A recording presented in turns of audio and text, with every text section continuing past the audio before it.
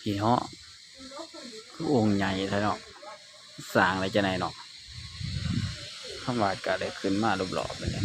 ขึ้นมาสันบนสุดเลยเนาะพี่น้องเนาะเห็นบ่คนสีย่างอยู่ข้างล่างนี่วิวสวยๆให้พ่อแม่พี่น้องครับเบิ่งเนาะนี่มุมสูงเลยนี่พี่น้องสูงสุดแล้วขึ้นมาสูงสุดเลยวิวสวย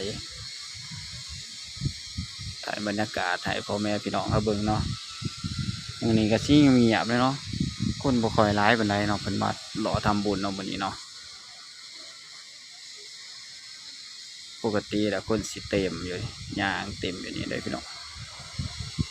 คนหลายเพิ่นมาเลาะทำบุญเนาะแต่มื้อนี้แปลว่าอยากออกเงียบๆเงาๆเนาะพี่น้องเนาะคนก็บ่หลายคำว่าก็สิได้จบคลิปไปก่อนเด้อพี่น้องเด้อสิกราบคำว่าสบายดีและสวัสดีเด้อพ่อแม่พี่น้องกันเบิดทุกผู้ทุกคนเนาะ